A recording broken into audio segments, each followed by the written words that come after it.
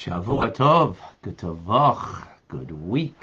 Welcome everybody, one and all, to Tanya Today. I'm Rabbi Ronnie Fine, coming to you from Chabad Zechin Kadeshim in Montreal, Canada, where it's a privilege and a pleasure to share with you the Tanya. It's Sunday. We do a double portion. We do from yesterday and we do from today. We welcome Andrea from Phoenix. Shavua Tov. Yan is with us from Mexico. Welcome. TJ, all the way from Australia. Good. Wow. It's like very late over there. If I'm not mistaken, is it 12:30 a.m.? And we have Liba Davida in New York. Shavua Tov. Luciana is with us. Welcome. Erica in Norway, good afternoon. And Anna is in Budapest. Also a good afternoon to you. Barbara in Pennsylvania, Winewood. You might have, my brother-in-law lives in that area, if I'm not mistaken. Clem in Brisbane, very early in the morning. Pamela in Virginia, welcome. And Mogi, welcome to you. Forgot from where. Eugenia is in Calgary, Shavua Tov. Karen is in Miami. Hello, welcome back, Karen. John in North Carolina is with us. Diane in Connecticut. Heather in, also in Connecticut, Norfolk, Connecticut. Cindy is in Florida. Boker Tov. Beverly in Alabama is with us. Julie in Florida. Casey in Missouri. Who else is joining us? We have on Clubhouse Vilma, Tenny, Michelle, Marcy, Mare, Paul, Winston, Ellie. Beautiful. We're going to get to the questions and answers and the discussion soon, Paul. Who else do we have? We have Akoy in Peru. Avran in Uganda. Oh, okay. Welcome. Alisa, Yentatelabenta, Marlene, Sarah, Avram, all joining us on Instagram. Welcome.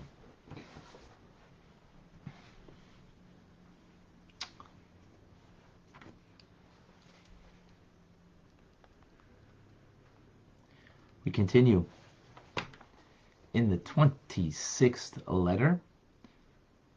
What we have discussed is that the main occupation, shall we say, in exile is to take the Shekhinah, the divine presence of God, that is actually even before exile, by the sin of Adam and Eve, the tree of knowledge and good and evil, and even before that, the Shviras HaKelim, the breaking of the vessels, the primordial breaking of the vessels, we've explained at length previously. All of that, what it means is that there's a spark of God that's embedded, vested in the physical world, and that's why we do physical acts of mitzvahs to release that spark that is sort of imprisoned. It's a mixture of good and evil and negativity. But what our focus is about Torah study, Torah wisdom. And that too is also embedded. In other words, there's wisdom that needs to be discovered. When you think about it, even in secular knowledge, there's no such thing as, making something new. All you're doing is discovering something. Well, in a sense, that's what's happening when it comes to Torah wisdom. It is embedded in a klipas nega, a shell that covers over on the light of God. And as a result, there needs to be great deliberation, argumentation. Is that what we spoke about in the previous class? And the argumentation is in order to come to the truth, to really discover that spark of holiness, of godliness, of goodness that's trapped in klipas, in the klipa, in the shell that covers over it. Now, when we do a physical act, so it's trapped in the physical, leather of the hide of the cow that now is used for tefillin, for example.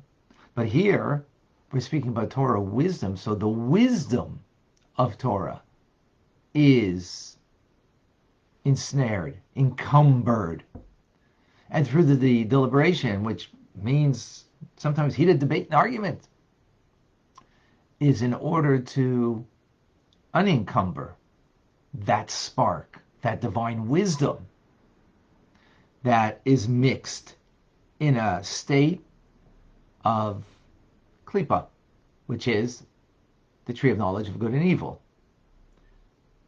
And by proper deliberation, we come to the truth of that teachings. Now, who has the power to do that? Celestial beings don't. In other words, souls of our loved ones that are in Gan Eden, for example, or angels that are in higher worlds, they do not have the power to disencumber and elevate the klipas noiga, that divine wisdom that is exiled there. Who does? Only us tachtonim, those that are down here.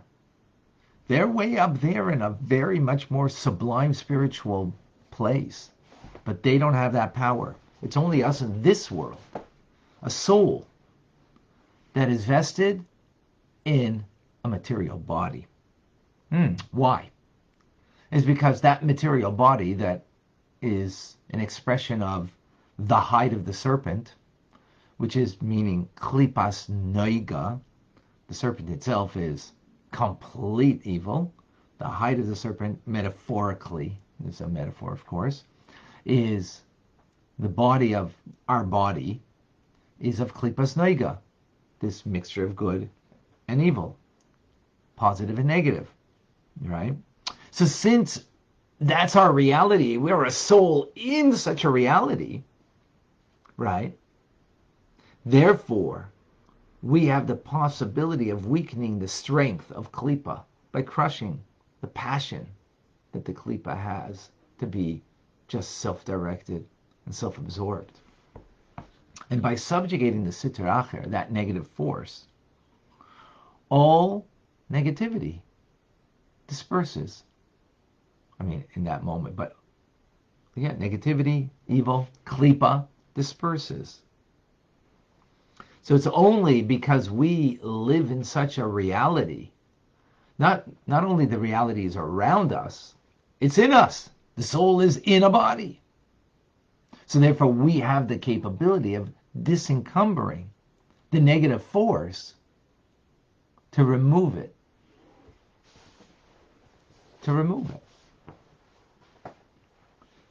And literally disperse, remove, eradicate that negative force. We have that capability. That is why celestial beings, souls above, your loved ones, by the way, who have passed on, they come to hear innovative insights of Torah from us down here. You would think it'd be the other way around, I want to hear what they're saying up there. I want to hear what my father of blessed memory, his soul in Gan Eden, he's being imbued by divine light, a ray of light, and grasping divine wisdom. I want to hear what that is. It's actually, there's a truth to that, but there's a greater truth that they want to hear what's going on with us down here. They want to hear the secrets of wisdom, the innovative that we reveal. because that innovative that we reveal that they don't have the capability of doing, right? Again, we are the only ones who have the capability of taking klipa, right? The mixture of good and evil, then, and take the good, the holy, the divine wisdom, that's the good in this instance that we're talking about, extracting it from that negative force. How do we do that? Through the deliberation of study and the argumentation that goes into that, so we get clear elucidation. Now we come up with an innovative idea in the teachings of Torah. So souls above, they're waiting to hear that from us. Now that it goes further, he says every Jew is able to reveal secrets of wisdom and discover new insight. In other words, not merely are we just to, learn the Torah portion of the week and, learn the Rashi on it and learn what the commentaries say. Of course we need to do that. Absolutely. But we have another level of capability and hence responsibility, is that we need to reveal in the teachings deeper level or more levels of wisdom and insight, whether it be in Jewish law or in the homiletics, expounding upon things, or in the mystical planes of Torah. Each person according to their soul, what their root soul comes from, and therefore what is, they're more capable or privy to. So the Alter Rebbe again pointing out that we're obliged to do that. Since we're capable of doing it, we're actually obliged to do that. That is, we need to learn to such a level that we're able to bring new insight. Now we have to be careful with that, and not think, get carried away with ourselves. Oh, look at the great new insight that I have, But yes, we need to be able to do that. And that perfects our soul. How?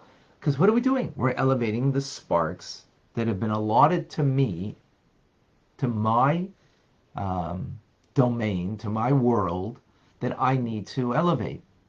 Again, there's in the physical, and just to give you the context over here, there's the physical things that have been allotted to me.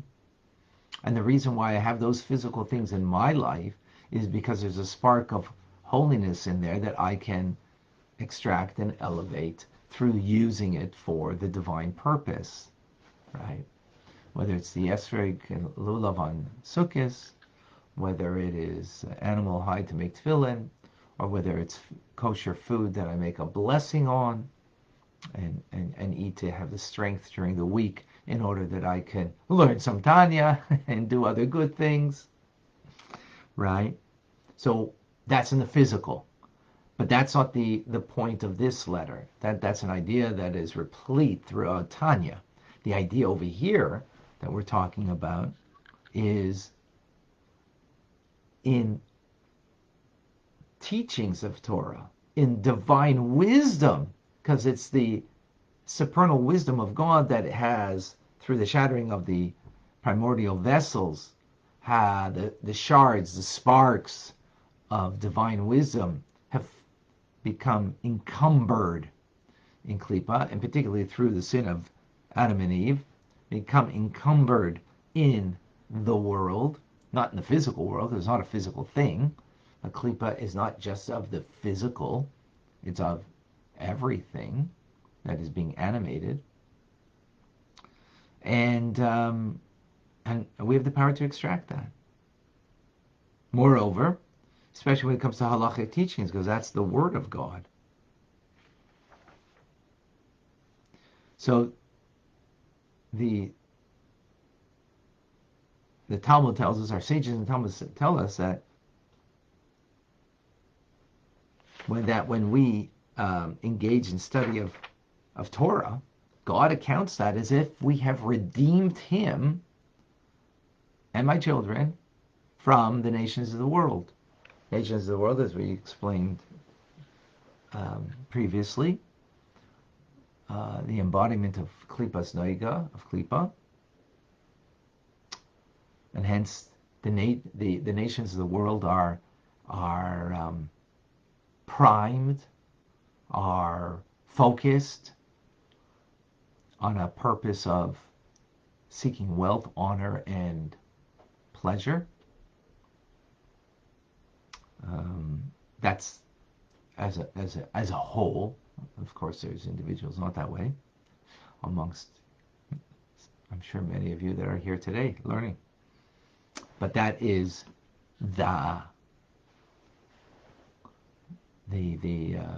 so through learning Torah, in order to fulfill what we are here to do, and that is to extract and elevate the divine that's there. We redeem God. We redeem Him and His people as a result. Very powerful. Let's unpack this for a moment.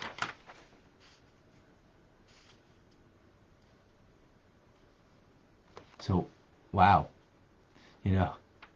people would like to know what's going on in heaven, because if I got a glimpse in heaven, so after all, isn't that where it's at? No, it's here. This is where it's at. Even when it comes to, so we get it when it comes to physical things, that this is the world where we can use the physical out to serve God, because in Gan Eden there's no physicality, there's only souls there. So we get that. But you would think, so they're being imbued by God's divine wisdom. So they get much more than we do. They're on a much more sublime level, spiritually. So that means the teachings, which is not a physical thing, seemingly, they get that more. So no, it's here. It's here. In other words, even divine wisdom. Where can you reveal new wisdom of God? Here. Because only here in this world, there's Klipas Noiga that is encumbering that divine wisdom. And through our deliberation, discussion, argumentation, back and forth, as whoever has studied Talmud has the idea. And as I mentioned, coming up with a Talmud class of Sugya, for those who feel they're ready for it, they need to contact me privately. It's another level. But you need to have some proficiency. And so, what are we saying? That no. Here, we can reveal divine wisdom, discover that through that process in all areas of Torah teachings, all areas. And then, hence, we're all obligated to be able. Now we have to be careful, make sure we do it, in accordance, not just, shouldn't be, just whatever. It needs to be within the framework of Torah structure, that you can innovate. I mean, to bring a new dimension in the teachings. And we're all obliged ultimately to do that. That's a very powerful idea. So it's happening here, even in the spiritual area, and even in the divine wisdom area. This is the place. This is where we make it happen. And this allows us to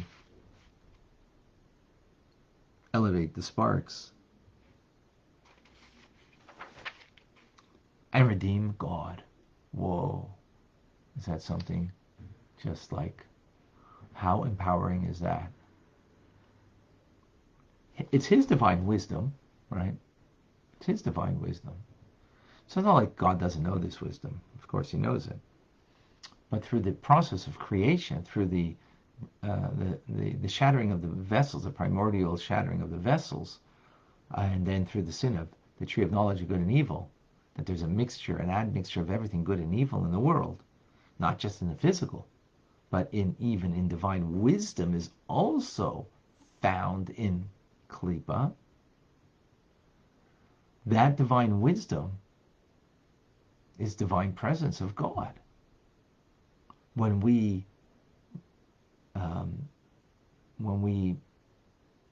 just learning Tanya and just giving over what Tanya is teaching, so there's no innovation in that.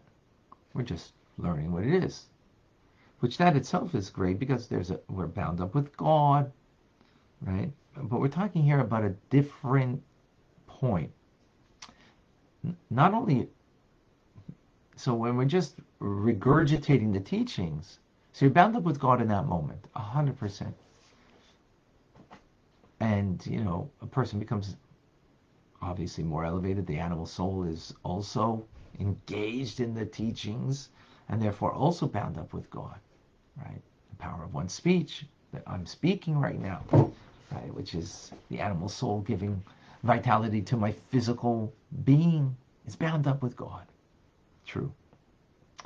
But that doesn't mean I've taken a klipa and revealed something that was hidden and discovered something of divine wisdom. That's what we're talking about. That's another level. So sometimes I might bring an idea that maybe is innovative, that brings out something more. Usually I'm just, sharing the Tanya and maybe, giving more elucidation, more explanation. But that's what I'm doing. Being innovative, that's another level. Sometimes we get there, but not always.